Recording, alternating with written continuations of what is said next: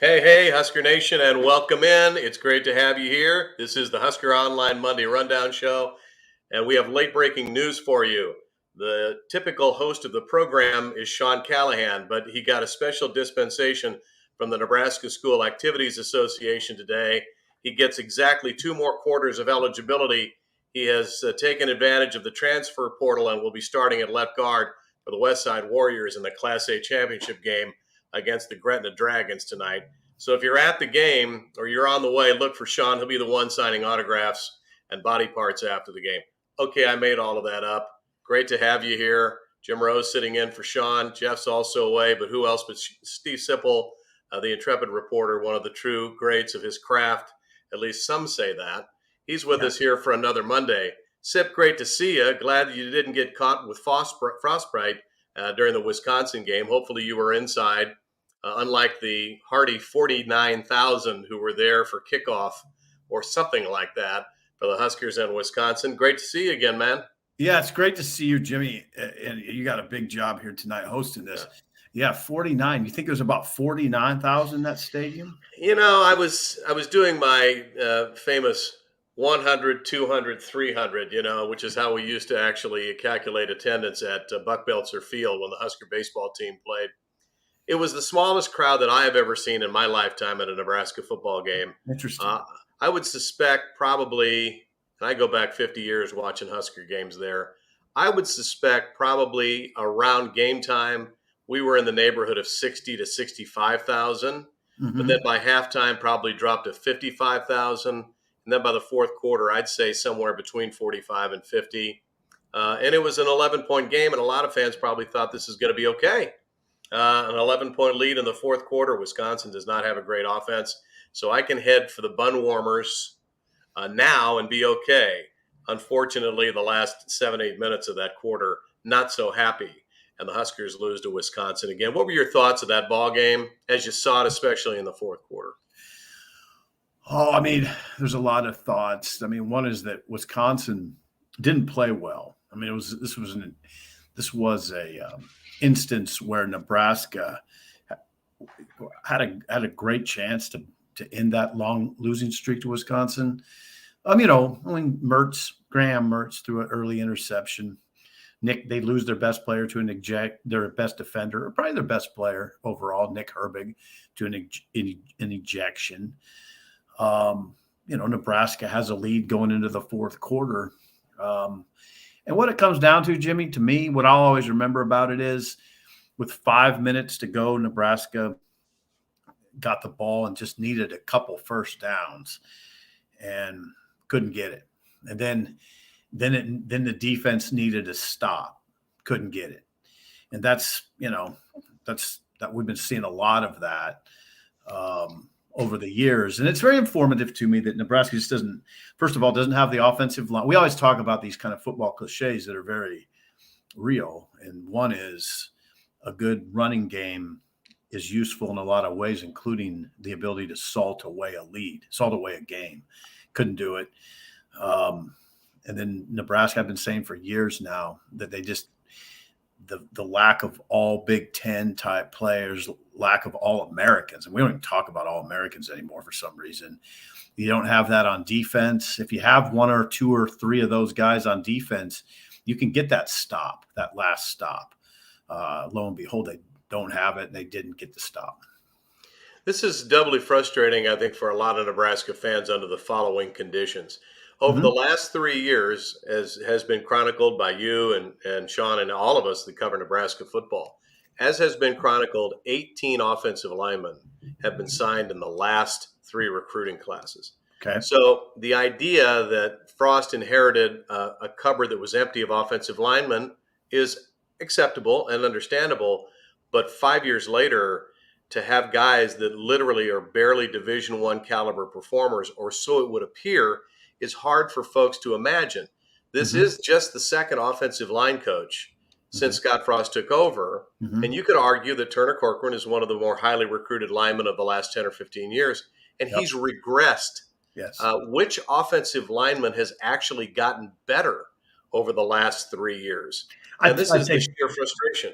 Yeah, it doesn't. There's not a long line of those guys. I think Ethan Piper is graded well in the last few games. He played for last year, then was benched, now has reemerged and is actually graded well. Believe it or not, and this is Pro Football Focus that does these grades. Believe it or not, Benhart is graded well of late, the last 3 games. Now, these guys, Jimmy, I don't want to sound like an apologist. I often do, but I don't want to sound like an apologist for this line. But some of these guys do have a couple years left, and maybe can get to a point where you feel really good about them. But I mean, it is right now. No, you don't. They don't. They haven't produced at a level one would expect, and it is a huge. I mean, this is one glaring area of the Frost regime that didn't pan out like it should. I don't. It's everybody asks why. Well, as one would expect, it's probably a pretty fairly complicated discussion. Yeah. Well, and there is much to it: scheme, identity, recruiting to a scheme, recruiting to an identity. Mm-hmm. I wondered aloud on KFAB this morning, if you were to sit down with an offensive lineman Mm-hmm. and say, you have 10 seconds to tell us what your identity is, how many of them would be able to do it? And it doesn't mean they're dumb. It doesn't mean they're stupid. It means, well, gee, that's a really good question, Mr. Sipple. That's a really good question, Mr. Rose. Let me think about that for half a day and I'll get back to you. Because it might vary from game to game. It might vary from series to series. And one of the great untold secrets of the Nebraska dominance in the offensive line during the Milt Tenopir, Dan Young, Tom Osborne years was that come Monday morning, there was never any doubt about what that group was, about what it was trying to do. And the only thing that was going to stop it was themselves. Right. And at the best programs in the Big Ten, if you sat down offensive linemen, they could tell you exactly what the identity is. For sure, they could do that at Michigan. For sure, they could do that at Wisconsin. It's time honored at Wisconsin. For sure, you could do it at Ohio State, and it would be a different answer than Michigan and Wisconsin, but it would be an answer, probably a pretty distinct answer. So, yeah, at the very top, Iowa. I mean, Iowa's going to win the West most likely. We know. I mean, now those programs have the benefit of stability. Ferentz has been there for 23 years. Wisconsin's had a system in place since Barry Alvarez was the head coach. So back in the 90s, they do benefit from that. Nebraska cycled through so many damn things, so many cosmetic changes that we no longer really know who we are. I mean, we've undergone facelift after facelift till we're barely recognizable now. So the kids, of course, are probably confused. Yeah. This is an area of growth. This is a tremendous opportunity. And I really believe with the new coaching staff, you might be surprised at how quickly this turns around. I know that seems hard for a lot of Nebraskans to believe, given what we saw. This offense generated all of 13 plays and 27 yards in the fourth quarter against Wisconsin. And this is the worst Wisconsin football team of the last 10 years, maybe the last 15.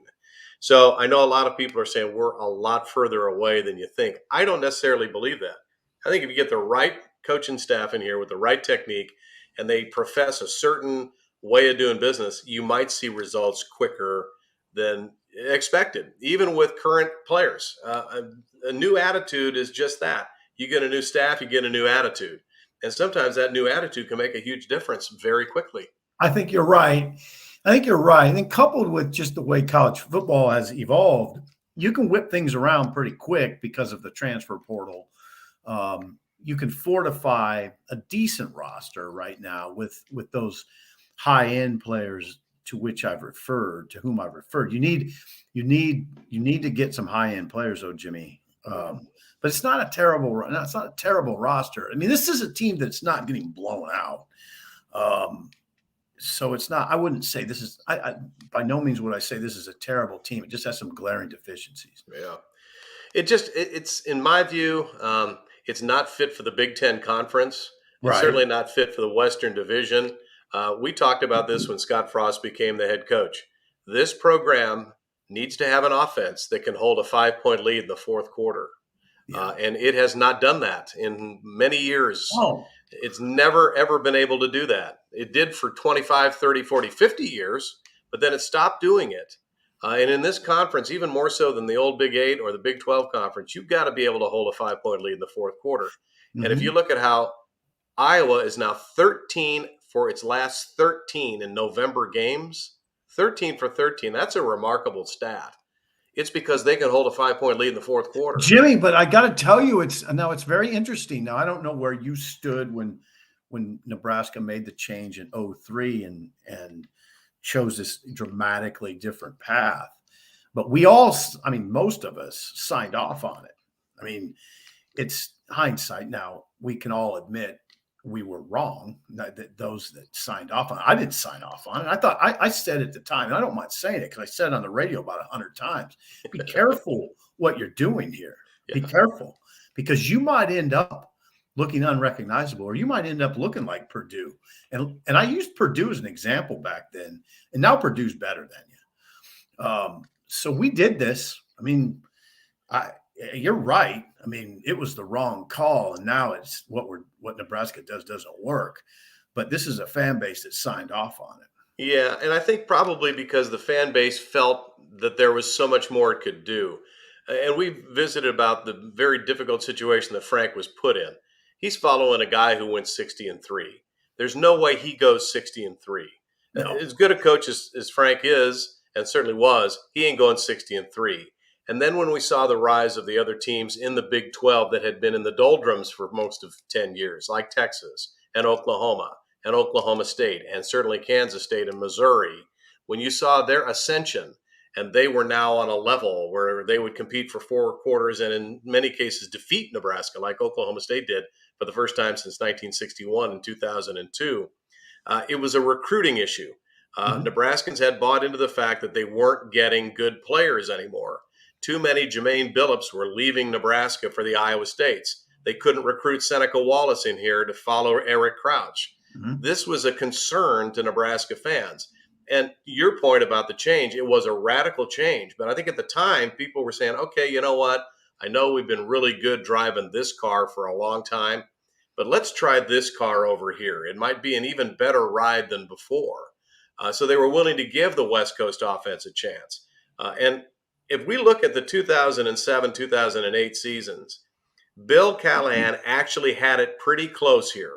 Yes, he had spent 5 years getting his guys in here. He was really advanced in recruiting data analytics. He, of course, was one of the founders of Huddle. And he had really created a system where he was identifying the personnel that would run his offense and then also perform against other teams in the Big 12.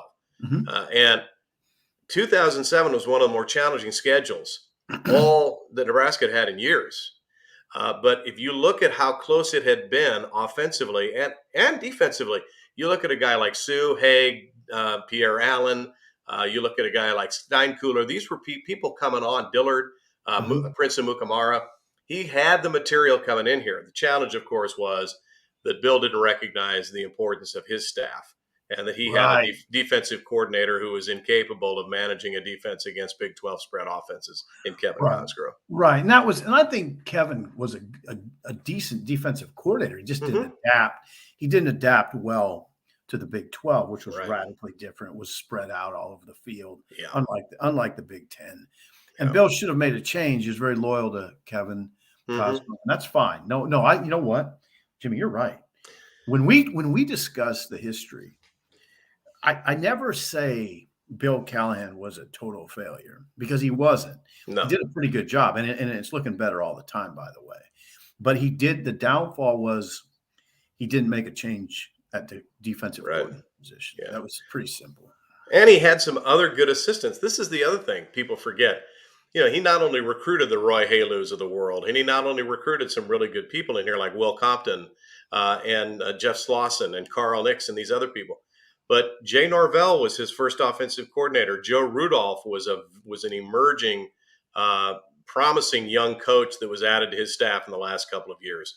There were a couple of baddies, but I thought Dennis Wagner was an underrated offensive line coach when you consider how difficult it was personnel-wise in those early couple of years, because there had not been enough offensive linemen or quarterbacks recruited or linebackers. pretty solid. So there were some good people on that staff. Tim Oh, yeah. Cassidy is the elite football administrator in college football, in my view. And not just because I know Tim, but what he's done as a director of operations, everybody's following him over the last 20 years. So he had good people. The challenge was the defensive side of the ball gave up too many yards. And I think Bill just had a difficult time adapting to the college football role model as a head coach. It's different being a head coach in college football than in the NFL. And I think he struggled with wrapping his arms around the totality of being a head coach in the NFL, in college football, because his focus had been the NFL. Well, and you wonder, I mean, the one thing you wonder about Bill is if he made a move at defensive coordinator and kept the ship going in a good direction, and then it got really good, how long would he be here? That's the other thing you wonder about a little bit. Yeah, I doubt that. My suspicion would be if he had gotten Nebraska into the top 10, playing in New Year's Day bowl games, maybe even winning a conference championship, he probably would have tried to find his way back into the NFL. Knowing Bill as I do, I think he just really believed in the league. I think he wanted to redeem himself as a head coach after the Raider experience. And as a result of that, he thought Nebraska would be a great opportunity. I will say this. He did enjoy it here. He and his wife, Val, enjoyed it here. Bill enjoyed the fans. He enjoyed the repartee with the news media. He actually did enjoy it here. But I think, his career goals, because he wasn't even 50 years old yet, I think his career goals would have taken him back to the NFL. And speaking of coaches, Sip, we're inside of a week now, presumably before a decision is made. Your views on the coach search as of 7:30 or so, 7:15 Central Time on Monday night? Well, I think we got a good idea. We got a better idea, actually. Better idea than probably a couple of weeks ago, what Trev is looking for, Trev Alberts. I mean, we're at HuskerOnline. I mean, there's information has been hard to come by for everybody, but we do know now that there's no doubt that Matt Rule was pursued, maybe still is being pursued. I don't know. I think the ship has sailed. It's possible that it would turn around and come back. If it's possible Nebraska would go back to Rule. I'm not ruling that out now. And also, Sean had good information. It's pretty clear that Nebraska targeted Stoops too, Mark Stoops, through the search agency that contacted Jimmy Sexton, the super agent. And then Stoops, of course, got a pretty big raise out of it. Well, $6.35 million annually to $9 million annually. So those two guys are fairly similar, actually. Rule and Stoops, both defensive-minded coaches,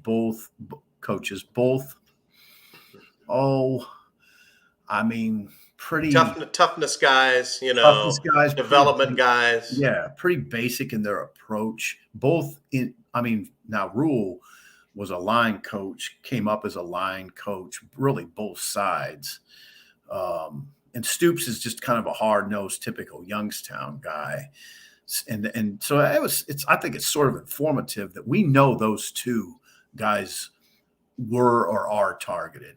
I mean, were targeted in Stoops' case, perhaps are targeted in Rule's case. Although, again, I think they're moving beyond that. Now now Trev's targeting some other people. Well, and I think if you stay in that vein, now we're talking Luke Fickell, because Luke Fickell is a defensive-minded coach. He was a defensive player at Ohio State.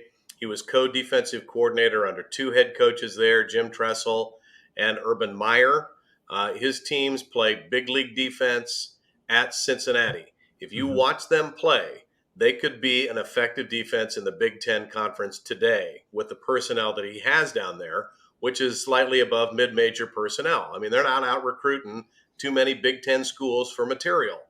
So Luke Fickell has been flying under the radar. We'll get to Rosie's coaching derby a little later tonight, but we've been ignoring this guy, and I'm not really sure why, and I blame myself. But we've been not talking much about this guy. Well, and there could be a couple of reasons for it. Is it realistic? Well, the money he's making at Cincinnati is not spectacular. It's about 5.3 million a year. So if you just start breaking it down by silos, his salary is about 5.3 million a year, I believe, something like that. He's got a long-term contract, but his buyout is very light. By comparison, it's only $3.5 million. Um, he did not take the Michigan State job, the job that went to Mel Tucker. But the circumstances at the time were pretty pressed. And I think he had to make a quick call. And I think he knew he had a top 10 team coming back to Cincinnati the following year, which he did do, wound up going to the playoffs. But this is a guy who really checks every box. Yeah. And I can't believe that CSA, College Sports Associates, this is the search firm that Trev has put in place. I can't believe that his name hasn't bubbled up to the top of all of their software. If they plug in what Trev Alberts indicated was important to him, this guy has to pop up. Now, the challenge, of course, is they are in their AAC championship game. They got a win over East Carolina. I think they're in pretty good shape, or maybe they've got one more game before that's, that one more game before that. Yeah, Jim. one more game. But if they win on Saturday, they're in. Mm-hmm. So unless he has a deal with Luke Fickell, I don't know that Trev can tolerate a week of not having his guy with the transfer portal date coming up. Meaning, if he doesn't announce on Saturday or Sunday who this next person is, that means one of two things. Either he has his guy and his guy is playing in a conference championship game, or he doesn't have his guy, and that's frustrating. That means he's gotten a commitment from somebody and the guy backed out of the commitment. Or it could mean he wants to interview one or two or three people. But don't you think that's pretty risky, Sip? 2 months into the search, and this week is the critical week. Starting a week from today, I mean, the clock is ticking on the transfer portal, and you're just 2 weeks, approximately 2 weeks ahead of National Signing Day. It wouldn't be ideal. It'd be pretty risky to go another week and not have your guy if you've been at this 2.5 months. You could do it. And if it means getting the right guy, you do it. Right. And there are some coaches that will not interview till after they're done playing. And now I'm not suggesting that's the case. As far as Fickell goes, I absolutely agree with you that he would be number one on my list, but on my ultimate list. But my ultimate list is sort of irrelevant because I take into account whether it's realistic or not, the hire. And I don't put Rule in the realistic category. I just don't. You mean Fickell? You mean you don't put Fickell in the realistic? Yeah, I'm sorry. I don't. I just think that. And you don't because? Well, because of what he could be what I perceive he's waiting for, which could be Ohio State, which could be, waiting for Day to jump to the NFL, which almost happened last year. Maybe the Notre Dame job. Maybe the fact he's got 6 kids and he just doesn't want to make this colossal move when you don't really have to. Mm-hmm.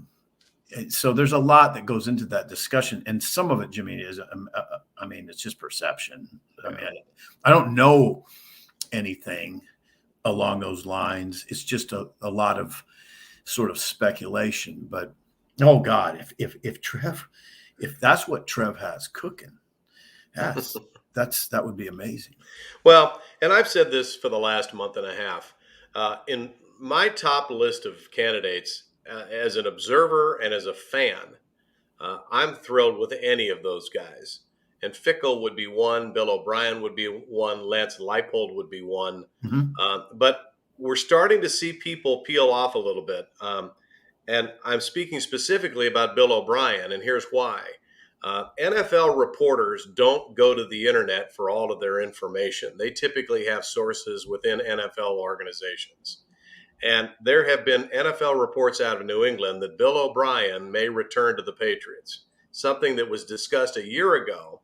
But since Bill Belichick and Nick Saban are such good friends, Mm-hmm. and Belichick made O'Brien made a commitment to Saban for 2 years, and it would have been disruptive for Alabama to have Bill O'Brien leave after 1 year, especially since Bryce Young declared he'd come back, and he and O'Brien are very tight. But the 2 years are up after this season. They're not playing in the SEC title game. So O'Brien, I thought, would be an outstanding candidate and still do for Nebraska. but he may, and we spoke about this in the beginning, he may have a preference to return to the NFL. Right. And returning to the NFL with the New England Patriots would be perfect as offensive coordinator. He's got Mac Jones there as a young quarterback, and Bill Belichick has complete faith and confidence in O'Brien as an assistant, for he was there for 5 years before Penn State. Probably not real happy with Matt Patricia, who has been their offensive play caller this year. They're 26th in the league in offense in yards per game. So I'm just wondering if Bill O'Brien has fallen off. Mark Stoops has fallen off. Maybe Matt Rule has fallen off. Maybe he wants to wait for the Texas A&M situation. Right. He may feel like the Texas A&M situation is far more favorable. And if Jimbo Fisher decides I'm sick and tired of the complaining and the whining and the interference by boosters, I'll just go to West Virginia and get a lifetime contract. And that'll leave A&M open. Nobody loses the $89 million buyout. And in comes Matt Rule, who was wildly successful at Baylor. I think that's a realistic scenario. Another realistic scenario is you have Robin waiting in the bullpen, and I got a bolt. So Jimmy, wow, that went fast. Sip, it's always a joy.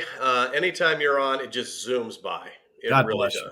God bless you. All right, Steve Sipple, ladies and gentlemen. Take care. We'll see you next week, brother. All right, Jimmy. Bring in Robin Washit. Now, Robin, there's no question that Sip is show prep for most talk shows.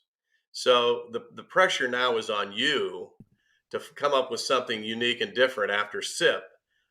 It's a big chore. It's sort of like Frank following Tom Osborne. You just followed a 60-3 coach. Exactly. So the key is finding something that Sip doesn't know, which is hard. But the good news is there's so much up there for Sip that he forgets a lot of that stuff, or it sort of falls out of the bag. And that's for you and me to pick up on the street corner. Absolutely. Being unique and different after Steve Sipple is a really tall task, and not one that I don't know if I can necessarily handle, but I will try my absolute best. All right. First, your thoughts on the Nebraska-Wisconsin game, maybe your thoughts on the Iowa game too. Really haven't talked about that. It's almost as if Nebraska has finished its season mentally. Maybe the Husker Nation has checked out. They really don't want to watch this Iowa game because it's possible Iowa will shut out Nebraska.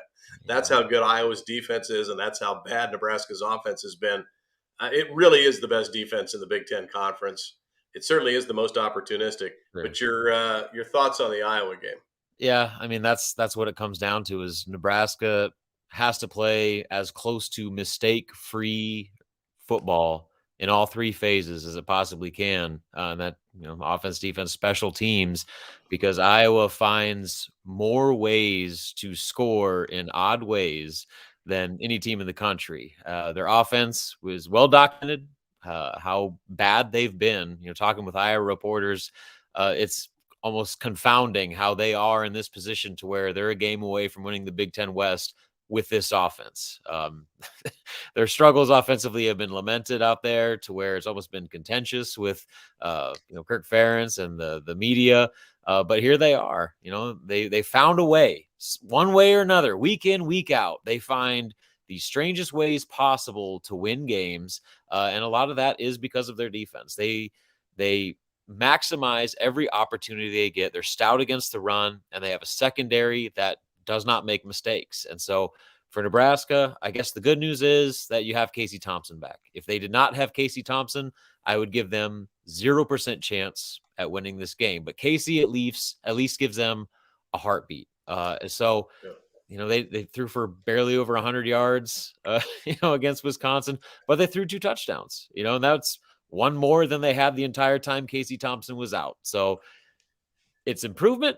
I don't know if it's going to be enough improvement, but I guess the good news is that Nebraska's defense has been playing well enough to give them a chance if the offense were to actually do its part. So it's a lot to ask on that end, but it comes down to mistake-free football offensively, and then the special teams also not giving up that big punt block or punt return or whatever it is, because I was just as good in the third element as well. It'll be a challenge. The Nebraska defense, and again, this was against the worst Wisconsin offense in 10 years and maybe 15 years over there. The Nebraska defense gave up a 14-play drive, a 14-play drive, and a 10-play drive, and they couldn't get off the field in the fourth quarter. Yep. Wisconsin ran 19 plays in the fourth quarter. I think that Iowa's offense is sizably worse than Wisconsin's, But the challenge is that everybody seems to have their best day against the Nebraska defense. And this is what's frustrating, I think, to a lot of Nebraska fans. And your observation, please. And that is the effort is there. Nobody is arguing that the Huskers gave up. Okay. Nobody's suggesting that they just shut her down, but they're getting blocked on every play. They don't get off blocks. Right. They didn't miss as many tackles. They just don't get to the guy with the ball. And that's a frustration because usually on defense, a lot of that is made up for with effort. True. And I will say that being on the field for 70 plays against Wisconsin's offense, eventually it's going to get hard, and Garrett Nelson and, some of the players that we talked to kind of admitted that it felt like Wisconsin's O-line by the end of the game was just leaning on them. And that's just the nature of the way that they play football. The Wisconsin stuck to its plan for better or worse, and it ended up paying off when it mattered the most, to where they were able to eventually wear down Nebraska's defense and then make the biggest plays of the game when they had to. And so part of that, yes, is the defense not being able to do its part in critical situations, but I also, blame the offense for not staying on the field and protecting that defense against that style. I mean, this is going to be 5 straight weeks against just power run game offenses with big physical offensive lines. I don't care who you can be Georgia's defense, and you're going to struggle against that, or at least show some wear and tear down the stretch. And I think you're starting to see that now, where you can do nothing but commend Nebraska's defense for the job that they've done against this level of competition. They've faced 4 of the top running backs in college football for 4 straight weeks. And yes, they've gotten their yards, but every one of those backs had to work for it. They didn't get those big 200, 250-yard games that we've seen in the past, like Braylon Allen a couple of years ago. They've gotten 32 carries for 150, which, they're still getting theirs, but they're having to work for it. And so, going into that, as far as the game plan goes, that's about as much as you can ask for. And you're talking about the chunk plays, Robin. Over the last several years, the Nebraska defense, they might bottle them up for a while, but then they'll give up a 40-yard run or give up this is what Mohamed Ibrahim did to Iowa. I don't know how many fans here after the Nebraska game were in the mood to watch Iowa, Minnesota. I was, because I'm a big fan of Minnesota. I can just tell you that was pure, perfect execution in a running game. Minnesota dominated that second half on the ground. And Ibrahim was spectacular. He put on one of the great one-man shows that I've seen all year. And tragically, one of their last 2 drives ended in a fumble by him inside their 25-yard line. Mm-hmm. And then there was an interception by their freshman quarterback, who I think is going to be good. I mean, Alec Agmanis is going to be good, but that was a disastrous play, and it ultimately made the difference. But this was a very, very well-executed running game. And that's the only thing that I've seen all year that resembles Iowa bending, other than the Ohio State game. And they actually played damn good defense in their Iowa State game, certainly in the first half, after that putrid performance by the Iowa offense in the first half of that game. I think they gave the ball to Ohio State 3 times inside its own 30-yard line in the first half and only gave up 13 points, 2 field goals and a touchdown. It was insane. But it shows that you can run the ball against them if you execute between the tackles. And I still maintain that Anthony Grant is the most underrated back in the Big Ten Conference, who's also the most underused. Give him the ball and make him run between the tackles and just see how long he lasts.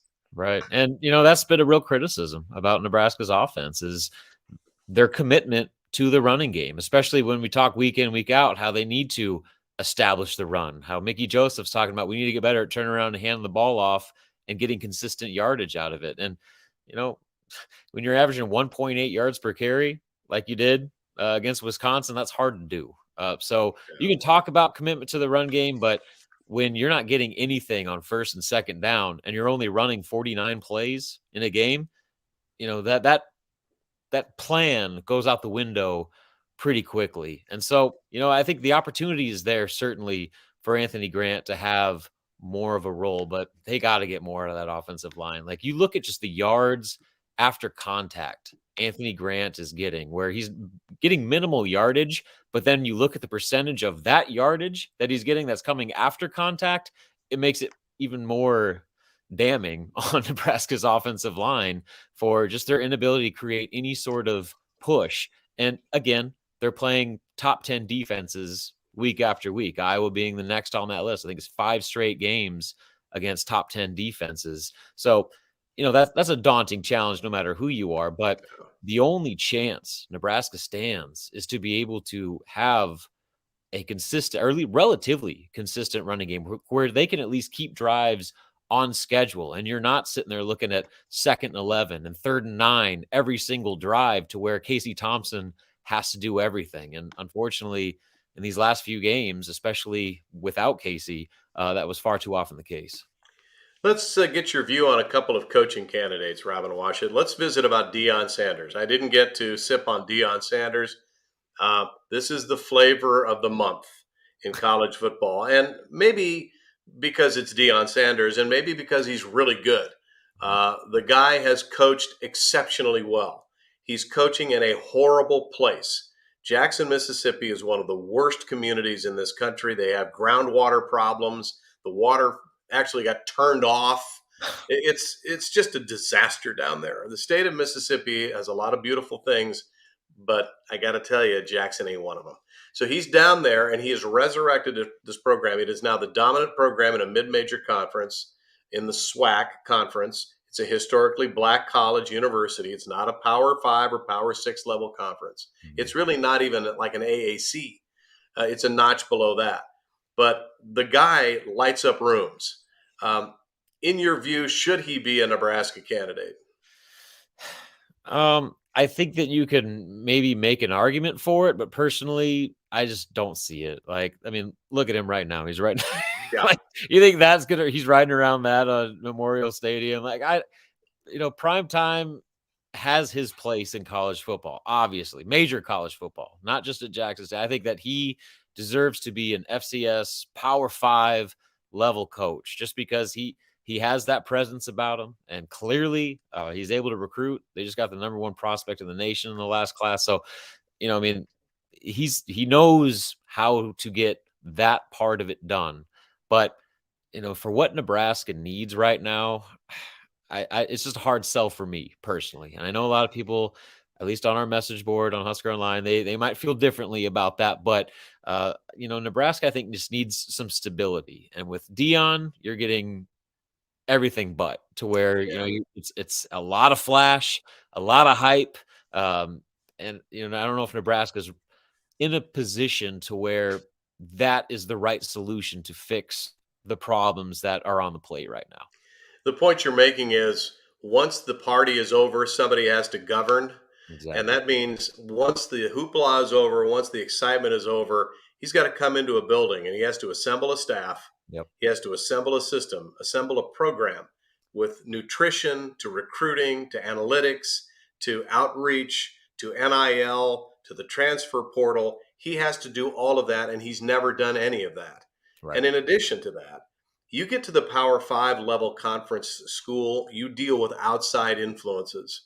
You're not going to have to worry about donors or boosters at Jackson State, okay? You go get kids that want to play for you, that were ignored by big-time guys, or maybe they got some academic liabilities. Yep. And so recruiting the level of individual to be competitive at Jackson State versus the Big Ten Conference, when Nebraska over the last 5 years is 2-18 against the Big Ten Western Division, not even including Penn State, Michigan, Ohio State, 2-18 against the Big Ten Western Division. I think you've got to look at it in terms of, all right, somebody's going to have to run the show after they get hired. And who do we have that's built a program? Who do we have that's been competitive in a Power 5 conference level? He may be able to recruit guys, but this job, as we've learned, requires so much more than just the ability to get good players in here. Has he ever developed a player? Yeah. He's probably got a lot of talented athletes in the right position in a conference where that's all it is. You're not gonna go up against great scheming head coaches in that conference, but you are in this one. And I think that's an on-the-job training exercise for some coaches. but you can't argue the sizzle that he brings, and you can't argue the excitement that he would bring if he would wind up at a place like Lincoln.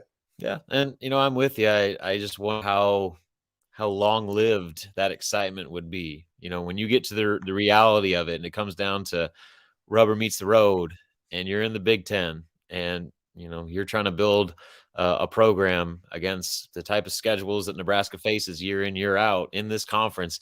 It's a different animal. You saw it with Scott Frost. I mean, the guy walked on water at Central Florida. Like, he could do no wrong. His offense was immaculate. He was the flashiest coach in the country, national coach of the year. Like, everything that he touched turned to gold. And he gets to Nebraska, and reality slapped him in the face very quickly, and he was never able to adjust. He was never able to recover, and it just never worked. And I see a lot of similarities with just what I know about Deion Sanders as a head football coach to just his ability to handle all that comes with not just Nebraska, but with trying to build a program in the Big Ten, just with a degree of difficulty there. I'm intrigued by Zach Taylor. I just don't know that this is going away.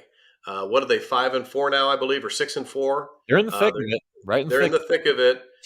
His overall package is not monster big there. It's only about $4.5 million, which is a lot to you and me, but not a lot to Sip and to Sean, but it's a lot to you and me.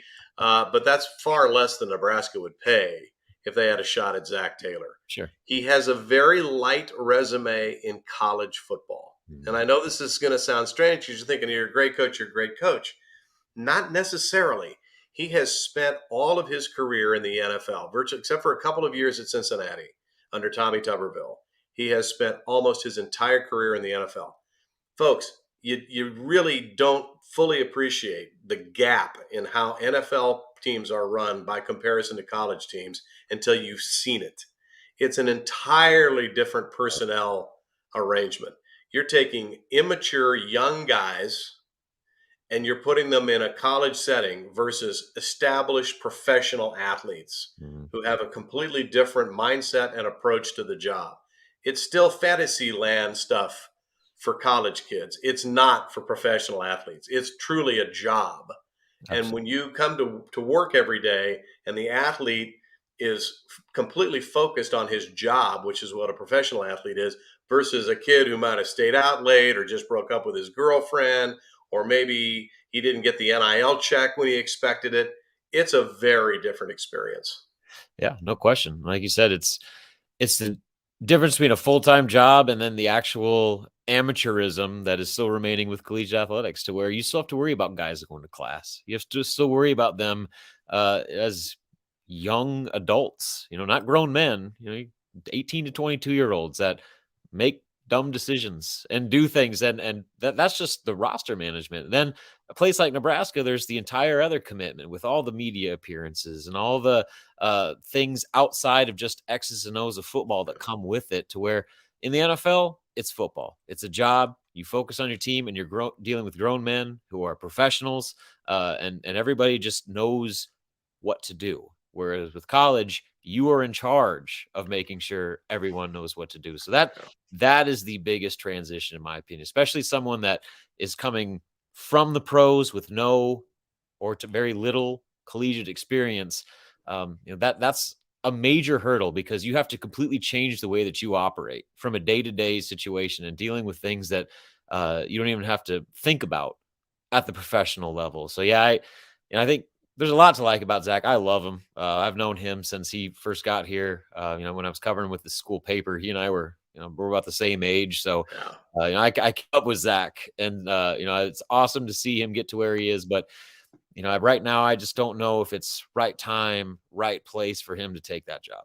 I think the world of Zach Taylor. I truly do. I think he's one of the two most courageous quarterbacks we've ever had here. Absolutely. Eric Crouch being the other one. This guy has a heart as big as Mount Rushmore. This guy is a fabulous football coach and a fabulous person. And if he got the job, I would be cheerleader A. I mean, I just think the guy is a fantastic person. Absolutely. And maybe he is ready to make a jump back to college. He's got a young family. Maybe he wants some stability. The NFL does not offer that. He has one or two main injuries away from a losing season, and coaches do get blamed for injuries in the NFL.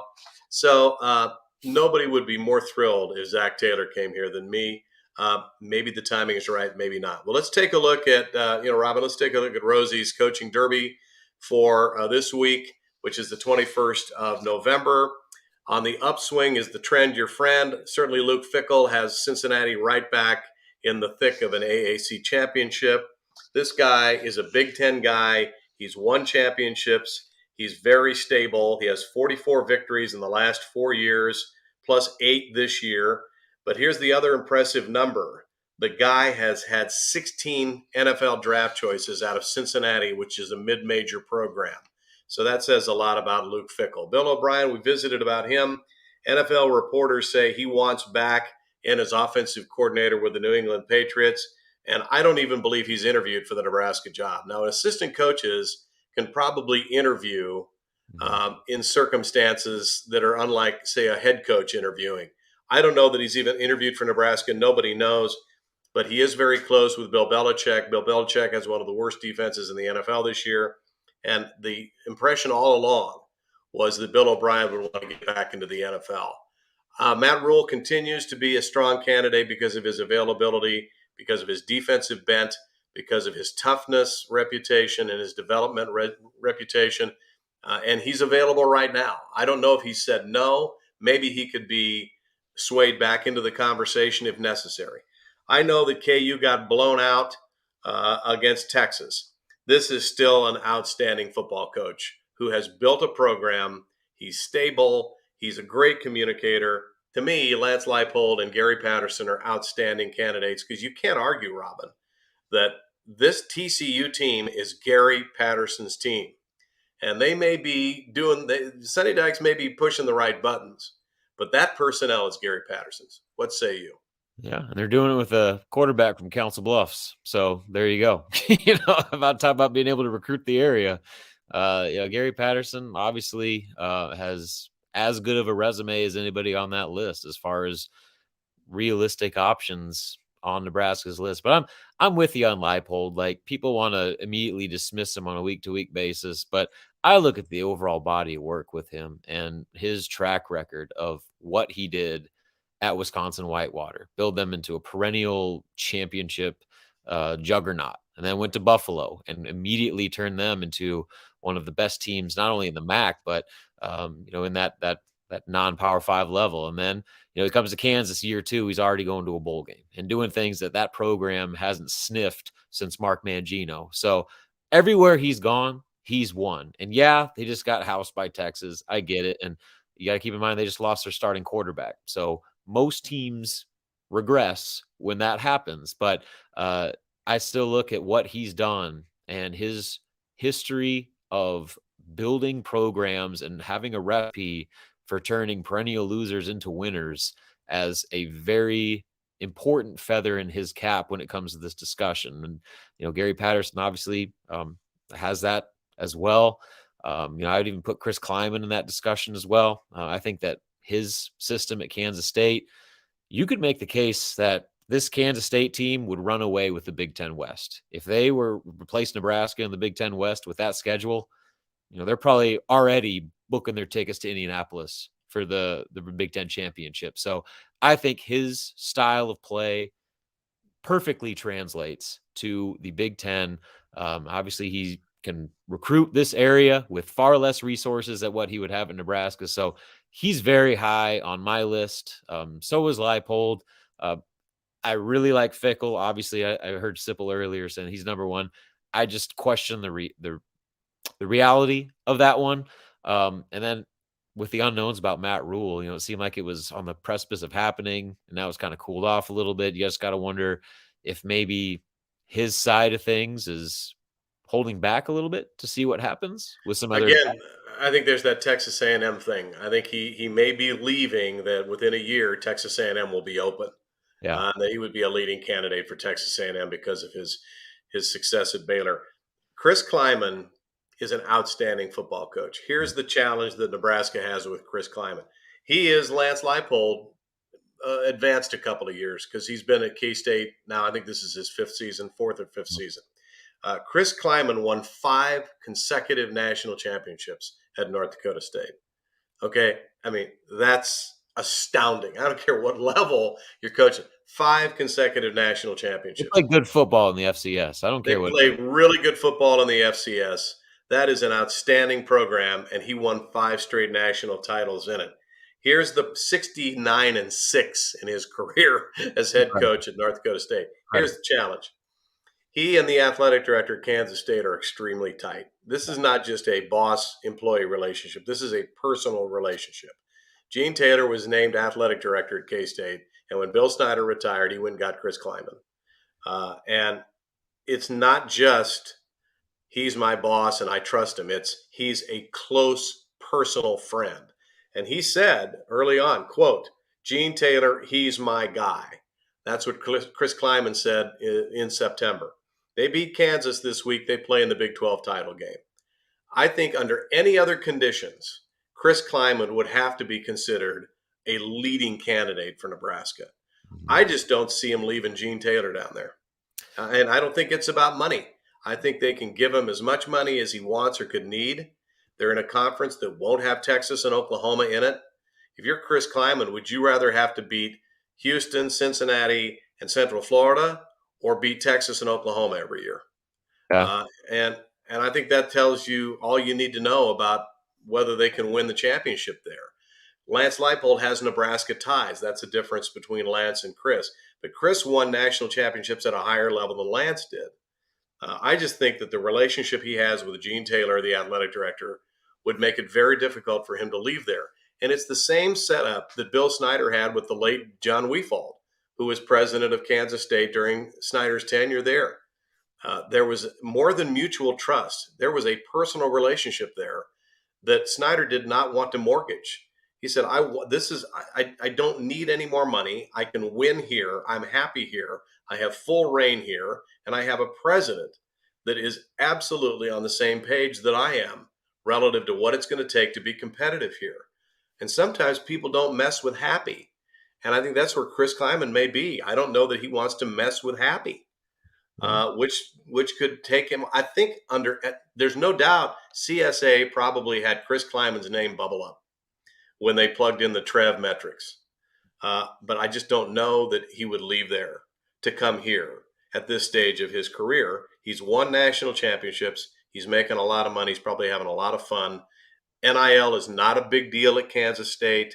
The transfer portal, although he's gotten a lot of Nebraska guys, is not a big deal. But I got to tell you, he'd be awesome under any other circumstances, I think. I just don't know that Nebraska can pry him out of Manhattan.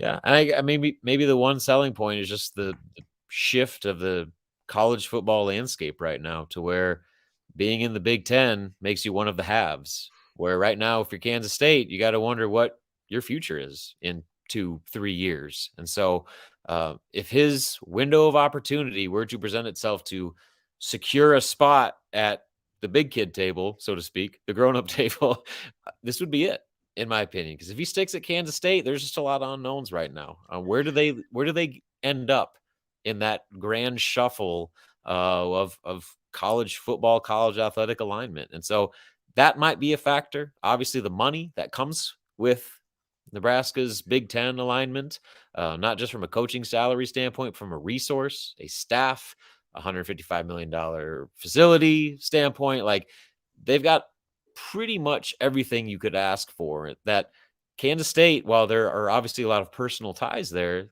they can't match to that degree. So I'm curious to see where that line is as far as his personal connections to Kansas State. Obviously, like you laid out, he's got every reason in the world to stay there. But in the big picture, when he looks at kind of where he wants his career to go from here, are the opportunities at Nebraska, would they be enough to potentially lure him out of a very comfortable situation? That's the question that Chris Kleiman and Gene Taylor are probably grappling with all week. Because I can't believe he hasn't gotten at least a phone call from CSA, or his representation hasn't gotten at least a phone call from CSA. How much interest would Chris Kleiman have in the Nebraska job? There's another factor that I think he's weighing, and that is, in this new world of the transfer portal and this new world of NIL, the one level of football that's getting forgotten is the junior college level. People are not getting JUCOs anymore because they can just go to the transfer portal and get what they want. Kansas State can still use the junior college pipeline, and there are a lot of them in Kansas, and there are a lot of them between Kansas, Oklahoma, and Texas. And since everybody else is ignoring JUCOs now, for the most part, he can capitalize on that, and Lance Leipold can capitalize on that, and they'll let any junior college player in at Kansas State, so he's never going to have to worry about that. It's all about how much difficult, more or less difficult, it will be to either maintain your level of success or ratchet it up a spot or two. And under those conditions, you want to go to a school like Nebraska that can still recruit nationally, even though it's very difficult, and that might weigh in there. But I look at a guy like Jeff Monken at Army, and I know a lot of people are just shuddering at the thought that Trev Alberts would hire a coach from one of the service academies. But number one, Troy Calhoun has as much experience as anybody. He's the coach at Air Force. Yep. Troy Calhoun has coached in the NFL as a coordinator. Okay, that's a big deal. And they've been very competitive. They can't, NIL means nothing at the service academies. Transfer portals mean nothing at the service academies. They have height and weight issues that nobody else has to worry about. But Jeff Monken runs an offense that is fun to watch. And I know people think, oh, Rosie, this is the old triple option. This is the wishbone. No, it isn't. He actually runs out of a flex bone attack. And if you look at film, I'd encourage Nebraska fans to do this. If you look at film, they run out of the flex bone, which includes a run pass option look. They run out of the pistol. They have 3 wides. You must defend the run and the pass because often the tight end, the running back, and the fullback, the tailback and the fullback are in the backfield. Or they motion them out of there, and it's a very difficult offense to defend. And if you put that offense on the field in Lincoln with great athletes, like the ones that are there now, okay, like Trey Palmer, like Vokalek, like Grant, you're going to see an entirely different level of productivity. So I like this guy. I think this guy's an excellent football coach. The challenge is a very limited amount of experience in a Power 5 conference. Yeah, and I mean, there's a lot to be said for that. Not just the level of competition you're coaching against, but the ability to acquire the talent necessary to compete at that level. And, it's an offense like that, a style that he plays, I think is extremely conducive to the level of an Army. But I question the ability to translate that into the Big Ten, where, I mean, you're facing elite level talent on both sides of the ball week in, week out. You see Nebraska right now, just the way they struggle, at key positions. That's a major step up as far as just degree of difficulty of what you're handling with that program. And, I'm sure that given time, there'd probably be an ability for Monken to adjust to that. But right now, I question it. And I'm with a lot of fans with their kind of reluctance. And I agree with you. I think in this spot in history, I don't know that Nebraska can risk hiring a coach who's never coached much at that level. You've got to have somebody with Big Ten or major Power 5 conference experience, and not a little, a lot of it. Preferably head coach experience, like Bill O'Brien has. Okay, like Chris Kleiman has, like Luke Fickell has. He was the interim coach at Ohio State, but he was defensive coordinator under 2 head coaches there. At this point in time, it's a big risk, but I know Trev likes these kinds of coaches because they develop guys. They are detail-oriented guys. They are very, very good at process, and that's something that he values greatly. But we're going to know in probably a week or so, or if we don't know in a week or so, you know what that means? That means his guy is probably still playing, and that narrows the field down the pool a little bit, doesn't it? All right. Robin, it's great talking to you. Like I said, if you really want to track down Sean right now, he's probably signing autographs. Like I said, we heard through reliable sources that he had been granted 2 quarters of eligibility by the NSAA to perform in the Class A title game at left guard for Westside tonight. Oh man! And just follow. Coach Lamanji is not taking anything for granted. They know that he's a thinking man's offensive lineman. So that's why he's away. No, he's working the telecast. That's why he's away, which left us to do this pollution. On the he's internet. lining up at left guard. I'm following that lead block Yeah. all the way to the state title. No doubt about it. Yeah, he's got the foot speed. It's great talking to you, man. Maybe next week, maybe we'll be talking about a new Nebraska football coach, but have a great week. All right. Absolutely. Thanks for having me, Jim. All right. Ladies and gentlemen, that's it for the Monday Rundown live here on Husker Online. Thank you for joining us. It's been a pleasure having all of you. Thank you for your comments and all of your participation. Hang in there, Husker Nation. A good thing is going to happen this week. I really believe that. Keep the faith. We have the right people at the top of the food chain down there. They're going to make a great choice. Have a great Thanksgiving week. Be safe, and we'll see you here next week.